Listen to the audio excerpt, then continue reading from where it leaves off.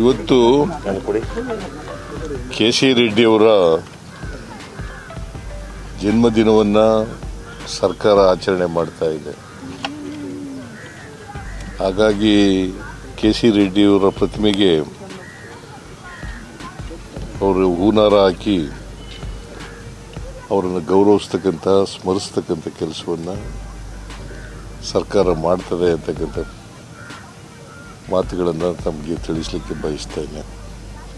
This video is sponsored by Mahalakshmi Jewelers, Mannur Multi-Speciality Hospital, KBN University, Royal PU College of Science and Commerce, Imran Silk House, Al-Sharia Group of Institutions, and by Ideal with G. K C. ರೆಡ್ಡಿಯವರು ಸ್ವಾತಂತ್ರ್ಯ ನಂತರ ಮೊದಲನೇ ಮುಖ್ಯಮಂತ್ರಿ ಆಗಿದ್ದಂಥವರು. ಅವರು 5 ವರ್ಷಗಳ ತುಂಬಿದ ನಂತರ ಸಂವಿಧಾನ ಜಾರಿಗೆ ಬಂದು ಮೊದಲನೇ ಚುನಾವಣೆ ಆಗ್ತದೆ. ಮೊದಲನೇ ಚುನಾವಣೆ ನಂತರ ಅವರು ಚೀಫ್ ಮಿನಿಸ್ಟರ್ ಆಗಿರಲಿಲ್ಲ. ಕೆಂಗಲ್ ಹನುಮಂತಯ್ಯನವರು ಚೀಫ್ ಮಿನಿಸ್ಟರ್ ಆಗಿದ್ದರು. ಕೆ.ಸಿ. ರೆಡ್ಡಿಯವರು ಒಬ್ಬ ಸಮರ್ಥ ಆಡಳಿತಗಾರರು. ಜೊತೆಗೆ ಮೈಸೂರು ರಾಜ್ಯದಲ್ಲಿ ಕಾಂಗ್ರೆಸ್ ಪಕ್ಷವನ್ನು ಕಟ್ಟಿದಂಥವ್ರು. ಅವರು ಕೋಲಾರ ಜಿಲ್ಲೆಯವರು. ಕಾಂಗ್ರೆಸ್ ಪಕ್ಷ ಇವತ್ತು ಇಷ್ಟೊಂದು ಕೇಂದ್ರದಲ್ಲಿ ಮತ್ತು ರಾಜ್ಯದಲ್ಲಿ ಅಧಿಕಾರ ನಡೆಸಬೇಕಾದ್ರೆ ಗುದ್ಲಿ ಪೂಜೆ ಮಾಡಿದ್ದು ವಿಧಾನಸೌಧ. ಅವರು ಕಾರಣ ಅಂತಕ್ಕಂಥ ಮಾತುಗಳನ್ನು ಹೇಳಲಿಕ್ಕೆ ಬಯಸ್ತೇನೆ.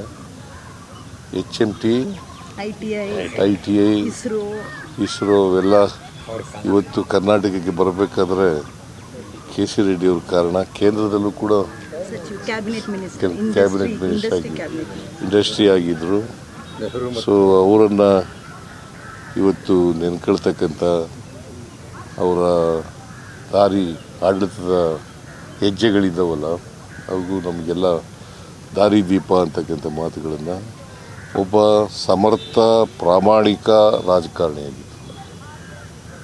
ಸಾರ್ವಜನಿಕ ಜೀವನದಲ್ಲಿ ಅವರು ಪ್ರಾಮಾಣಿಕವಾಗಿ ಇದ್ದಂಥದ್ದು ಮತ್ತು ಸ್ವಾತಂತ್ರ್ಯ ಹೋರಾಟದಲ್ಲಿ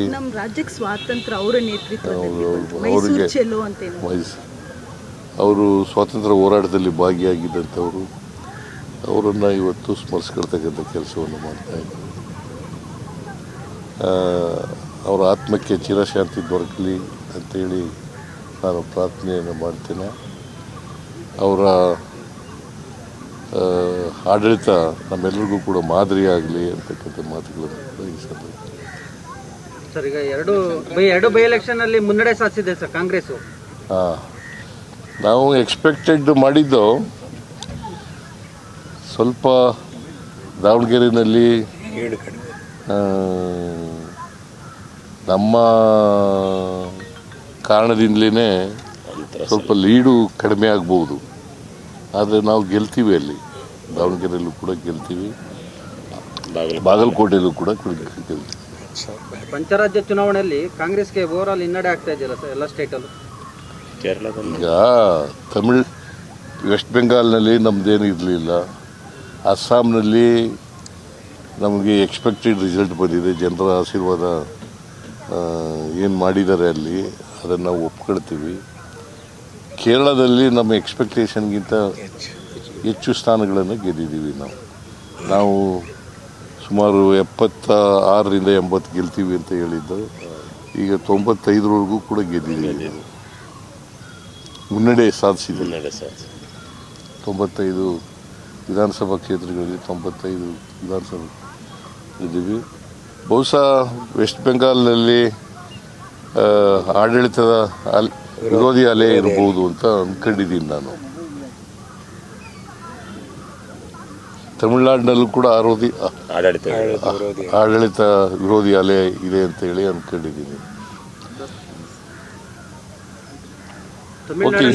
ತಮಿಳುನಾಡಲ್ಲಿ ಒಬ್ಬ ನಟ ಫಸ್ಟ್ ಟೈಮ್ ಪಾರ್ಟಿ ಕಟ್ಟಿ ಸಕ್ಸಸ್ ಆಗ್ತಾ ಇದ್ದಾರೆ. ಇನ್ನೂ ಅವ್ರಿಗೆ ಅಭಿನಂದನೆಗಳನ್ನು ಸಲ್ಲಿಸ್ತೇನೆ. This video is sponsored by Mahalakshmi Jewelers, Mannur Multi-Speciality Hospital, KBN University, Royal PU College of Science and Commerce, Imran Silk House, Al Sharia Group of Institutions, and by Ideal with G.